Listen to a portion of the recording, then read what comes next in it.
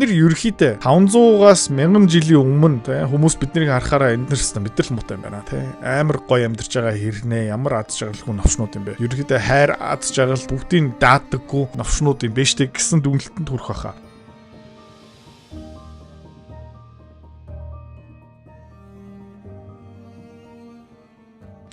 Хэдүүлээ хичээлдээ юу сурдаг юм бэ гэх юм бол 50 жилийн өмнө, 100 жилийн өмнө, 200 жилийн өмнө юу яагаад хизээ хинээс болж болсон бэ гэж сурдаг.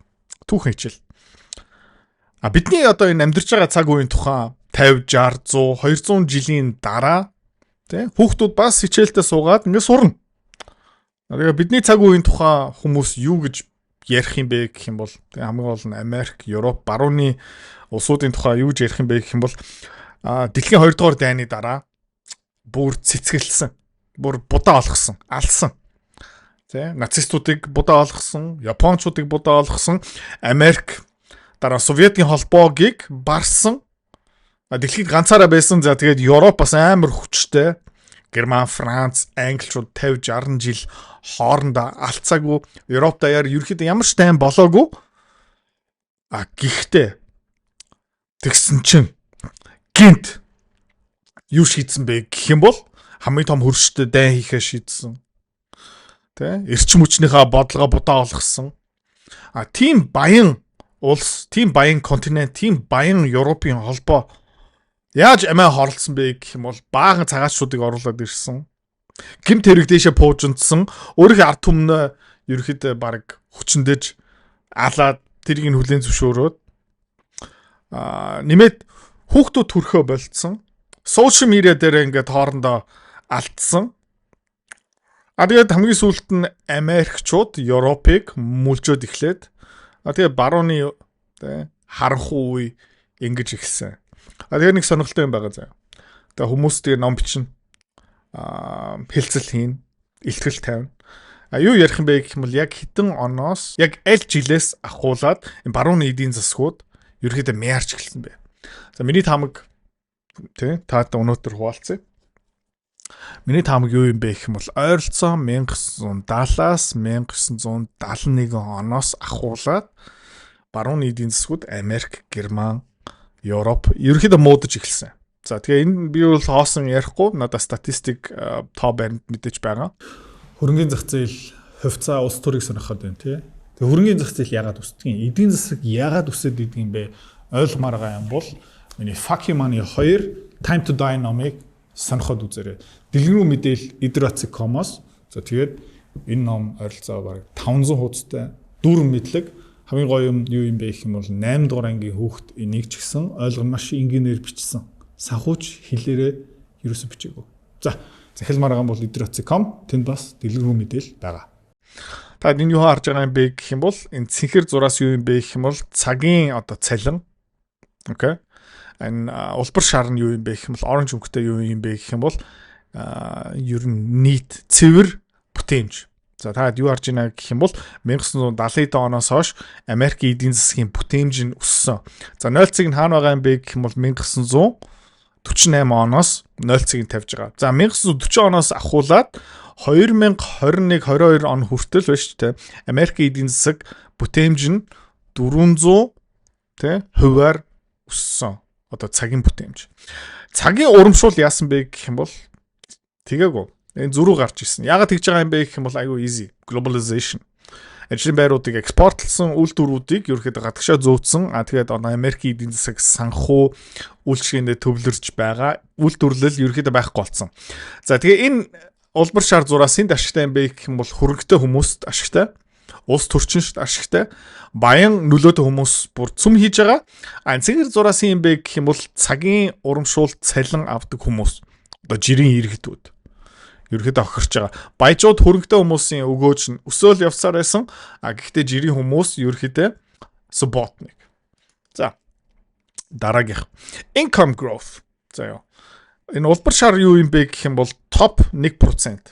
Одоо бүр 1%-ийн өгөөж нь яасан бэ? Орлого нь яасан бэ гэх юм бол та харж байгаа бол 1910 хэдэн оноос 1965 он хүртэл ерөөсөө өсөөгүй. Окей.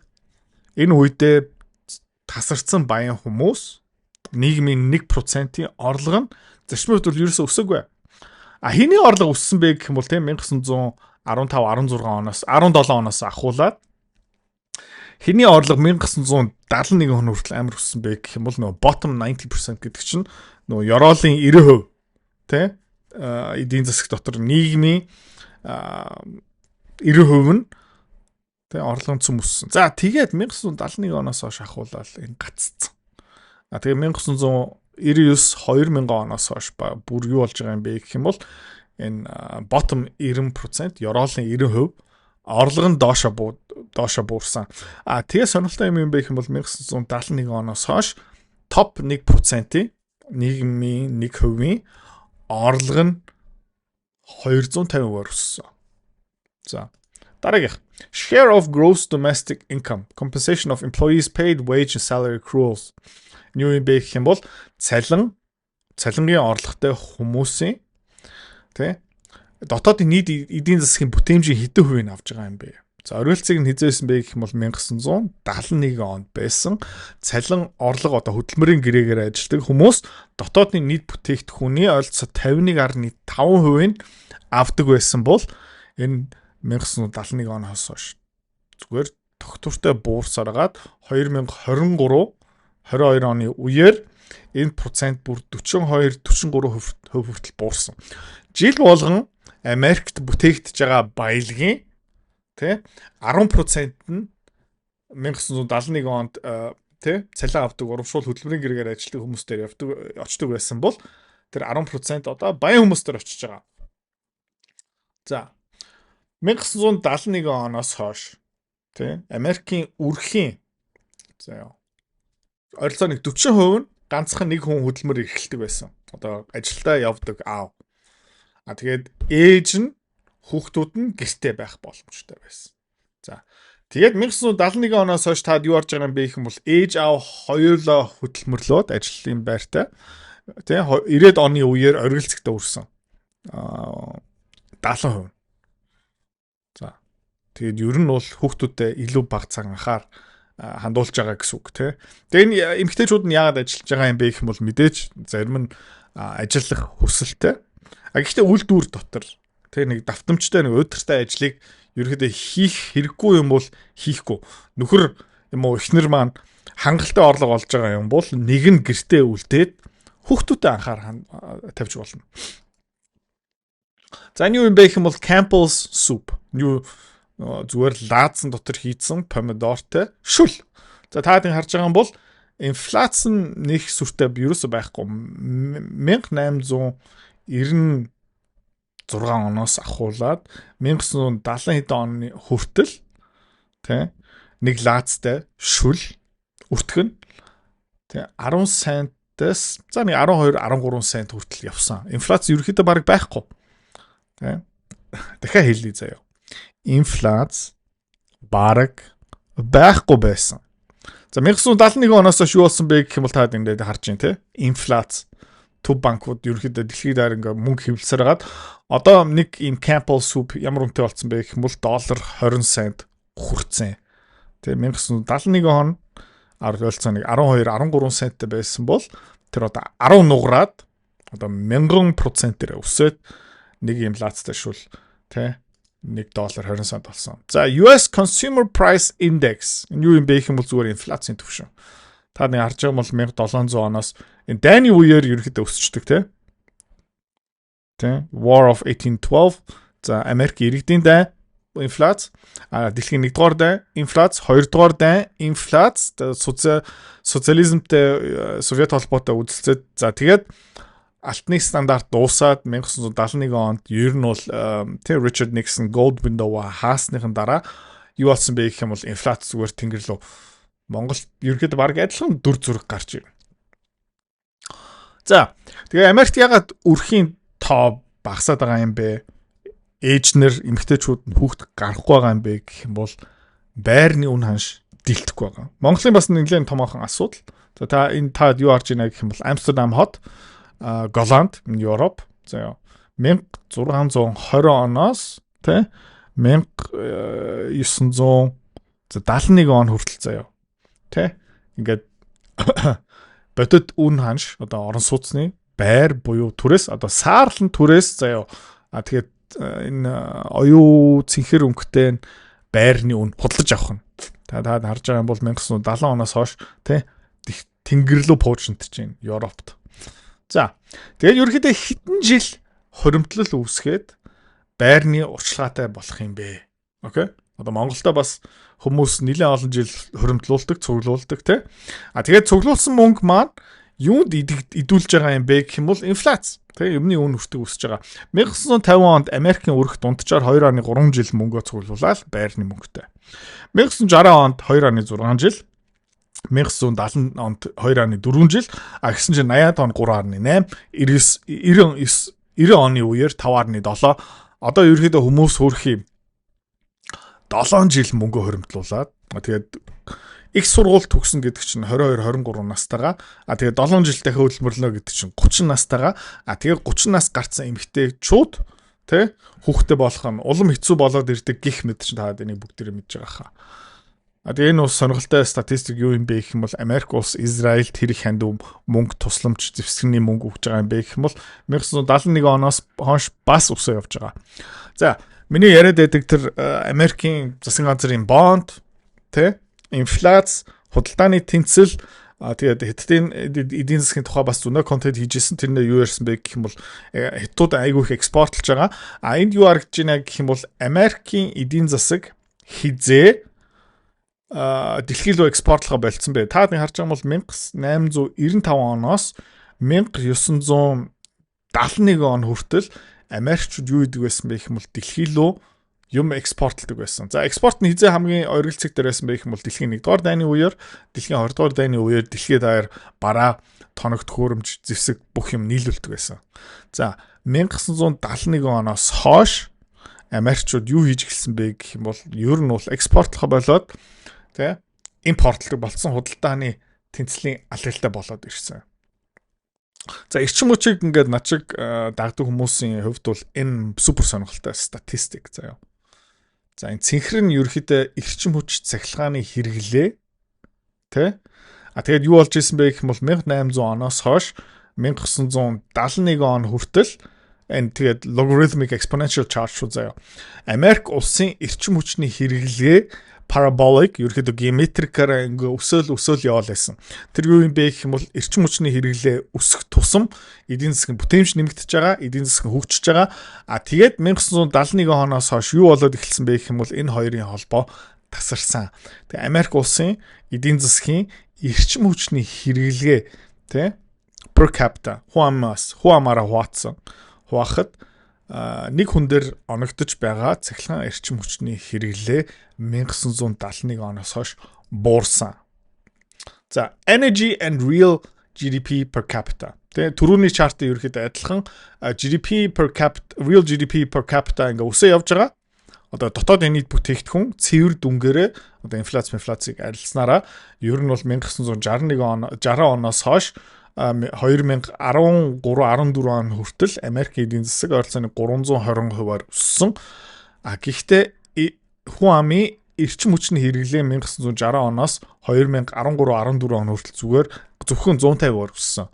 Бус нь юу юм бэ гэх юм бол санхүүгийн бүтээгдэхүүн, хөшүүрэг, хөрөнгийн биерч, хувьцаа гэх мэт шиг ерөөхдөө жоохон хийсвэр гэж хэлж болно. За Англи улс, Швед, Денмарк, Итали, Швейцар. Окей. Энэ юу юм бэ гэх юм бол тухайн улсуудын гэмт хэрэг. За хизээ ерөөхдөө гэмт хэрэг дэшээ пуужиндж эхэлсэн бэ гэх юм бол 1970. Тэ. Энэ Европ, энэ Америктай ерөөсөө холбоогүй. Тэгээ та харж байгаа юм бол инфляц, мөнгөний нийлүүлэлт, эрчим хүч, нийгмийн статистик, эдийн засгийн өсөлт, гэмт хэрэг бүгдээрээ ерөөхдөө адилхан.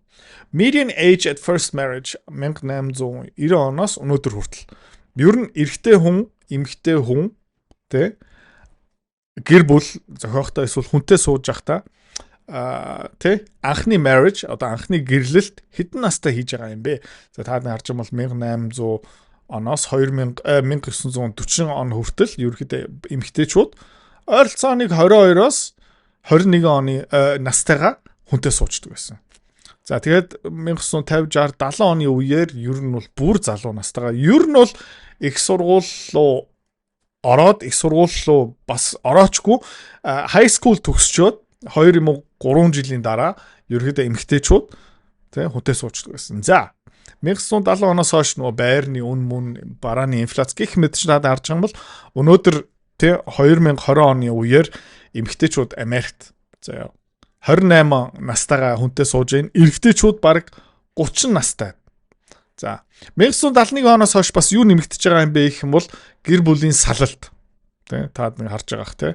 За 55 ба түүнээс дээш настай хүмүүс сэрэг салж байгаа юм бэ гэх юм бол пуужинтж ийн, 45-аас 54 настайгаа бас пуужинтж ийн, 35-аас 44 настай арай гайгүй, 18-аас 34 настай хүмүүс арай бага процентээр салж байгаа. Гэхдээ гэр бүлийн салалт ерөөдөө ойролцоо байсан.